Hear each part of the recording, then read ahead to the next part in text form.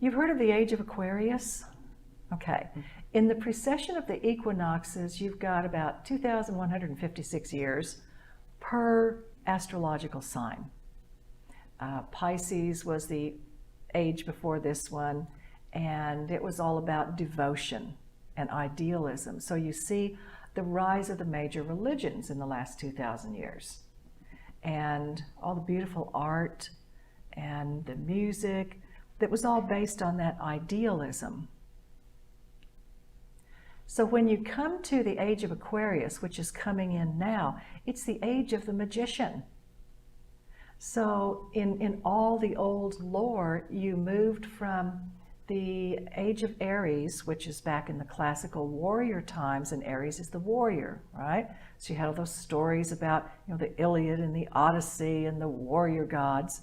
Then the age of Pisces was about religion and priestliness and the whole idealized aspects of religion, with of course the dark side in there too, see more at the Crusades and all the bloody wars. It really isn't much of a surprise that we're seeing so many more of these types of stories if you take the perspective that it is the age of Aquarius, it is the age of the magician, it is the age of spirit into matter. And so many people would say, well, this is just the natural progression of what's going on in the cosmos, certainly on the earthly realm.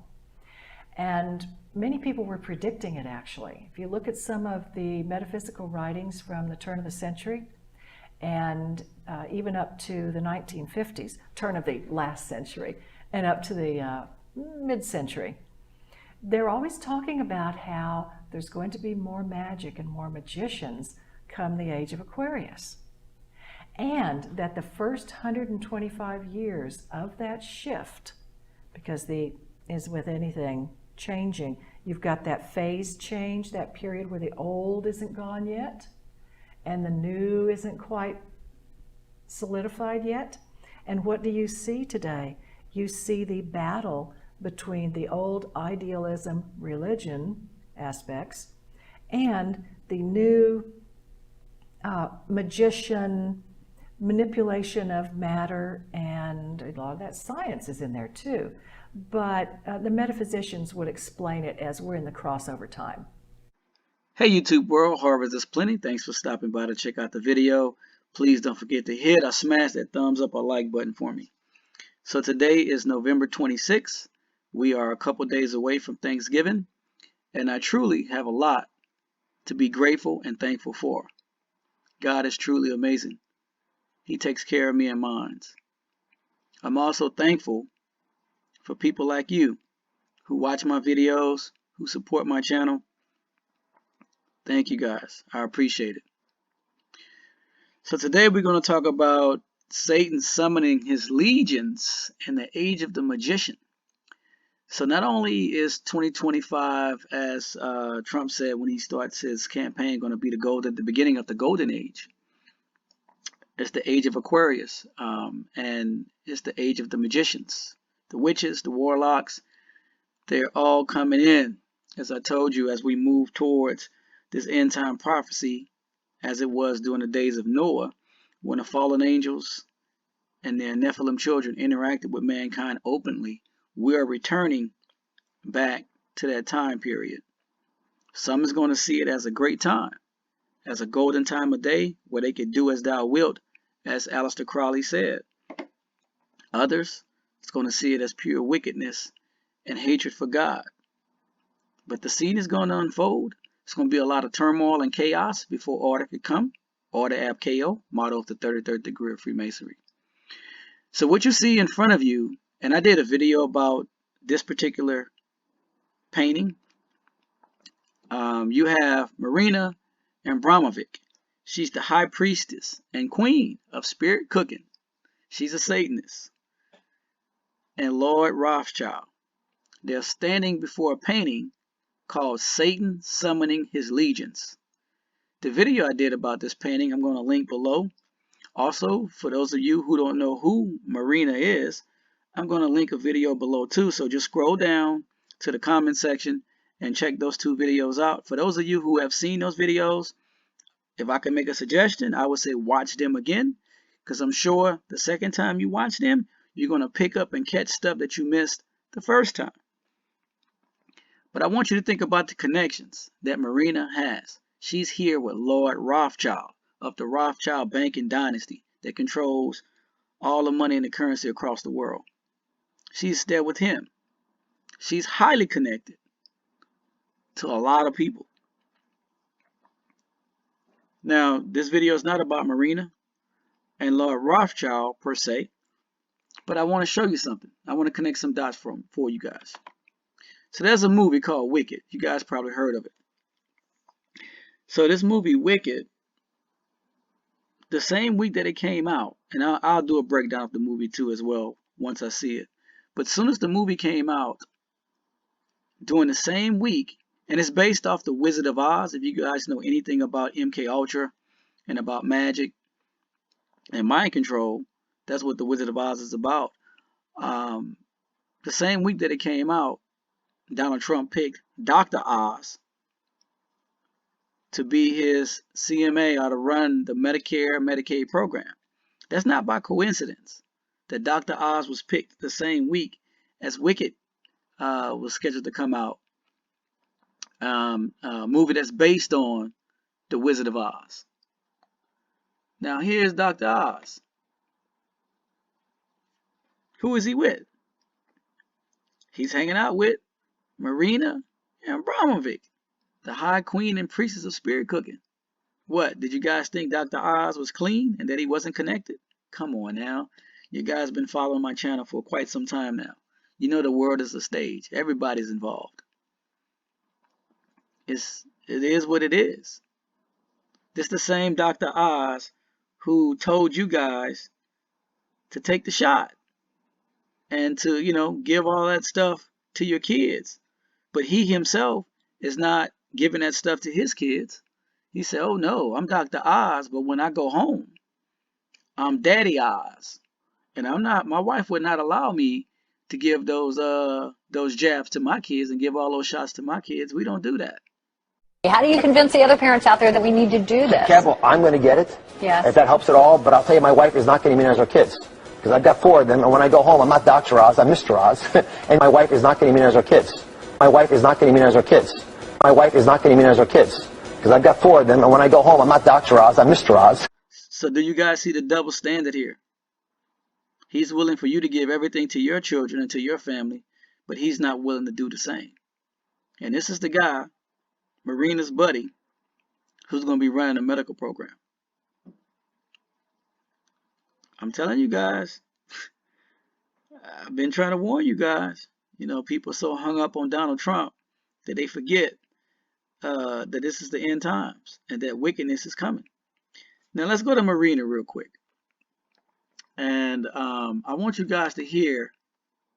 Now, mind you, she's highly connected. She's in that world.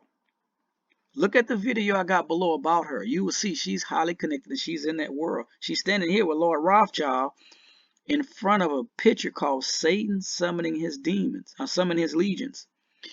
Now, here's what she has to say about Donald Trump. He is the magician of the highest order, to create confusion in order that the human being can find new order.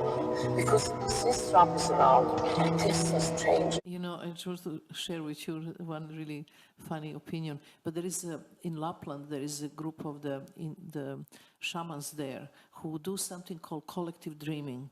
They will go together in seclusion and do the rituals with, eating very little food and being in a solitude for a long time. And they will go and dream the dreams. And the dream have to be collective, same dream. So coming out of this dream, once of the shaman told me that actually the best thing happened in this planet right now is the Trump to be the president. I said, how is this possible? Is the best thing to happen? He said, yes, because he's so irrational, he's so crazy. That's actually create that awakening, that we finally wake up. Because before it will be another guy and everything looks similar. But he's so different than anything else. So he's the magician who waking us up. What do you think about that?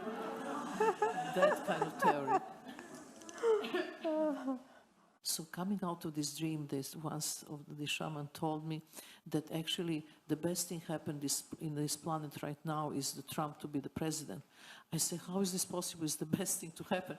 He said, yes, because he's so irrational, he's so crazy. That's actually create that awakening, that we finally wake up. Because before it will be another guy and everything looks similar. But he's so different than anything else. So he's the magician who waking us up. What do you think about that?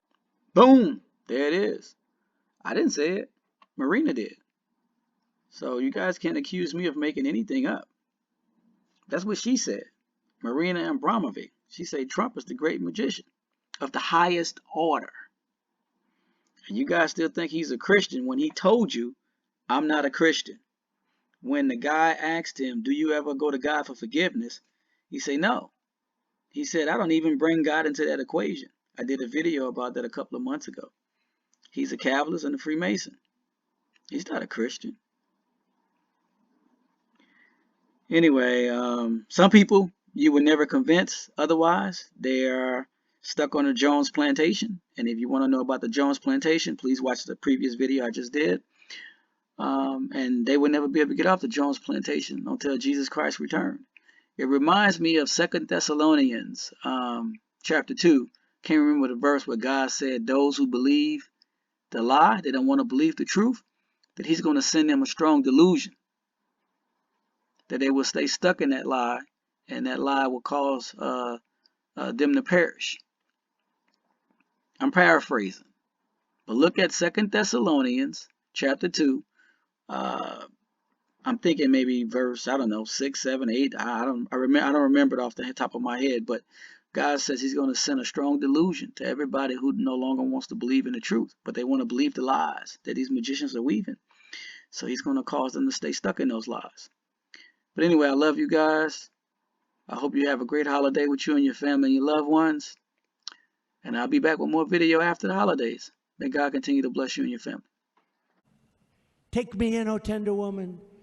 Take me in, for heaven's sake. Take me in, O tender woman, sighed that vicious snake. She clutched him to her bosom. You're so beautiful, she cried. But if I hadn't brought you in by now, oh heavens, you would have died. She stroked his pretty skin again and kissed him and held him tight.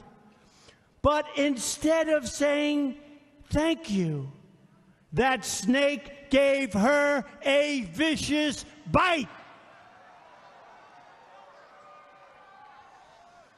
Take me in, O tender woman. Take me in, for heaven's sake. Take me in, O tender woman, sighed the vicious snake. I have saved you, cried the woman, and you've bitten me, heavens, why? You know your bite is poisonous, and now I'm going to die.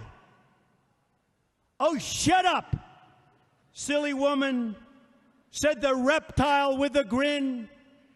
You knew damn well I was a snake before you took me in.